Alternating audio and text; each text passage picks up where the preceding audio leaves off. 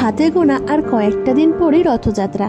তবে এবারে রথযাত্রাতে তোমরাও কিন্তু জগন্নাথ দেবকে তার প্রিয় খাবার খাজা বাড়িতেই বানিয়ে ভোগ নিবেদন করতে পারো। আমাদের বন্ধুবান্ধবরা পুরী ঘুরতে গেলে একটাই কথা বলি, তেমন কিছু আনতে হবে না, তবে এক প্যাকেট খাজা কিন্তু অবশ্যই মনে করে আনিস। অনেকেই এটাকে খাজা বলে, আবার অনেকেই কিন্তু গজা বলে। তবে খাজা হোক বা গজা, আজ আমি কিন্তু বাড়িতে তৈরি করেছিলাম। আমি সবসময় ভাবতাম খাজা কিভাবে এতটা কুড়মুড়ে হয়, আর কিভাবেই বা এরকম লেয়ার বাই লেয়ার তৈরি হয়।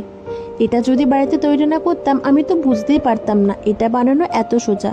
তবে এবার থেকে কিন্তু আর পুরী থেকে আনতে হবে না, বাড়িতেও তোমরাও কিন্তু একেবারে পুরীর মতো খাজা বানাতে পারবে। আর এটা তৈরি করার জন্য আমি নিয়েছিলাম 250 গ্রাম পরিমাণে ময়দা, এরপর তার মধ্যে নিয়েছিলাম 1.5 চামচ পরিমাণে ঘি আর ময়দাটা কিন্তু ভালো করে ময়াম দিয়ে নিয়েছিলাম, প্রায় 6 থেকে 7 মিনিট মতো। ময়দাটা ময়াম দেওয়ার সময় আমার মনে হয়েছিল ঘিয়ের পরিমাণটা একটু কম লাগছে, তাই এখানে আমি আরও 1.5 চামচ মতো ময়দা অ্যাড করেছিলাম। আর এই খাজা কিভাবে এত কুড়মুড়ে হয় আর কিভাবে এতটা লেয়ার বাই লেয়ার হয় সেটা দেখার জন্য কিন্তু ভিডিওটা একেবারে স্কিপ করবে না, পুরো ভিডিওটা দেখবে। ময়দাটা যখন এরকম পুরোপুরি হাতে মুঠোয় একটা দলা মতো পাকিয়ে যাবে তখনই বুঝতে পারবে এই ময়দাটা ময়ামদা হয়ে গেছে। আর ময়দাটা যত ভালো করে ময়াম দেবে তত কিন্তু খাজাটা কুড়মুড়ে হবে। তারপর এর মধ্যে জল দিয়ে এটাকে ভালো করে মাখিয়ে নিয়েছিলাম। এটা মাখানো সেরকম কোনো ঝামেলা নয়, যেমন আমরা রোজকারের মতো রুটি বা লুচির ময়দাটা মাখি সেরকম করেই কিন্তু এটা মাখতে হবে। তবে অতটাই কিন্তু নরম মাখলে হবে না, এটা কিন্তু হালকা একটু শক্ত শক্ত করে মাখতে হবে। তবে খুব শক্ত মাখলেও কিন্তু হবে না, খুব শক্ত মাখলে এটা কিন্তু ভাজার সময় ফেটে যেতে পারে। ব্যাস, আমার কিন্তু তোমাদের সাথে গল্প করতে করতে দেখলে তো ময়দাটা মাখানো হয়ে গেছে। এরপর আমি এর মধ্যে দিয়েছিলাম আরও 2 চামচ পরিমাণে ঘিটা দেওয়ার পরে ময়দাটাকে আরও একবার একটু ভালো করে হাতের সাহায্যে চারিদিক থেকে ডলে নিয়েছিলাম।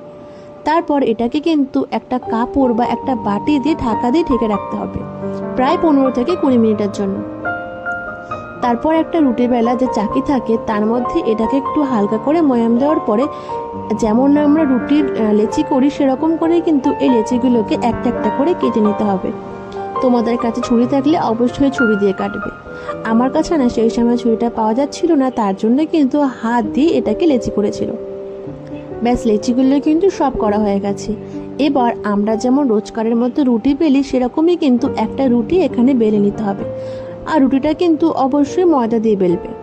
তেল দিয়ে বেলা যায় কিনা সেটা আমি জানি না, তবে ময়দা দিয়ে বেলে আমি বুঝলাম এটা বেশ ভালোই হয়েছে। তাই প্রত্যেকটা রুটি কিন্তু এখানে ময়দা দিয়ে বেলা হয়েছিল। ঠিক এরকম করে করে তোমরা কিন্তু 4টে 5টা বা 6টা মতো রুটি বেলে নেবে। আমি তো 4টে লেয়ার দিয়েছিলাম, তার জন্য 4টে রুটি বেলেছিলাম। তোমাদের যে কটা লেয়ার পছন্দ, মানে 5টা হোক 6টা হোক সেরকমই লেয়ার তৈরি করে নেবে। তারপর যে রুটিটা এখানে বেলা হয়েছে তার মধ্যে দেবে ঘিটা দেওয়ার পর এখানে কিন্তু দেবে ময়দা, তার উপরে আর একটা রুটি দেবে, তার উপরেও কিন্তু ঘি দেবে আর ময়দা দেবে, তার উপরে আবার আর একটা রুটি দেবে। এরকম করে করে কিন্তু একটার উপর একটা রুটি দেবে। তবে অবশ্যই কিন্তু মনে করে এর মধ্যে ঘি আর ময়দা ছড়িয়ে দেবে। আর ঘি আর ময়দাটা ছড়িয়ে দেওয়ার পর হাত দিয়ে কিন্তু চারিদিকে এটাকে ভালো করে মাখিয়ে নেবে। তারপর যখন একটার উপর একটা রুটিটা কমপ্লিট হয়ে যাবে তখন এরকম আঙুল দিয়ে চারিদিকটা একটু চেপে দেবে যাতে খুলে না যায়। তারপর একটা রোলের মতো তৈরি করে নেবে। আর এই রোলের মতো তৈরি করার সময় এই মুখের দিকটা কিন্তু জল দিয়ে ভালো করে চারিদিকটা মুখটা বন্ধ করে দেবে। তারপর রোলের দুটো সাইড কেটে দেবে, কারণ ওই দুটো সাইডের শেপ কিন্তু একেবারে খাঁচার মতো আসবে না, তাই এটা কিন্তু অবশ্যই কেটে বাদ দিয়ে দেবে। কেটে বাদ দিয়ে দেওয়ার দরকার নেই, এটা পরে ভেজে কিন্তু নিজেরাই খেয়ে নিতে পারো। তারপর একটা ছুরি দিয়ে এরকম পিস পিস করে তৈরি করে নেবে। এটা কিন্তু খুব একটা পাতলা কাটার দরকার নেই, একেবারে মিডিয়াম সাইজের মতোই কাটবে। পাতলা কাটলে কিন্তু এটা পুরোপুরি একেবারে পাতলা হয়ে গেলে তখন কিন্তু জিনিসটা অন্যরকম হয়ে যাবে। আমার কিন্তু এখানে প্রায় 7টা 8টা মতো খাজা তৈরি হয়েছিল। তারপর এটাকে কিন্তু রুটি বেলা বেলনি দিয়ে বেলে নেবে, একবার ওপর দিক আর একবার নিচের দিক, এরকম করে করে যতক্ষণ না পর্যন্ত এটা খাজার মতো আকারে আসছে ততক্ষণ পর্যন্ত কিন্তু এটা বেলবে। তবে খুব পাতলা করবে না, 3 থেকে 4 বার এটা কিন্তু ওপর নিচ করলেই হয়ে যাবে। তখনই দেখবে এটা একেবারে লেয়ার বাই লেয়ার হয়ে গেছে। এবার আমরা যে খাজাটা চিনি শিরার মধ্যে ভিজিয়ে রাখবো সেই শিরাটা তৈরি করি। এই শিরাটা তৈরি করার জন্য আমি কিন্তু এখানে দিয়েছিলাম 3 কাপ পরিমাণে জল। তারপরে জলটা ভালো করে ফুটে এলে আমি এখানে দিয়েছিলাম 200 গ্রাম মতো চিনি। জলটা কিন্তু যখন টকবক করে ফুটছিল তখন এখানে আমি দিয়েছিলাম 3টে এলাচ। এখানে কিন্তু কেশরও দেওয়া যেতে পারে, আমার কাছে কেশরটা সেই মুহূর্তে অ্যাভেলেবেল ছিল না, তাই আমি কেশরটা দিইনি। কেশরটা দিলে কিন্তু এর কালারটা আরও সুন্দর আসতো। তোমাদের কাছে কেশর থাকলে অবশ্যই কিন্তু ব্যবহার করো।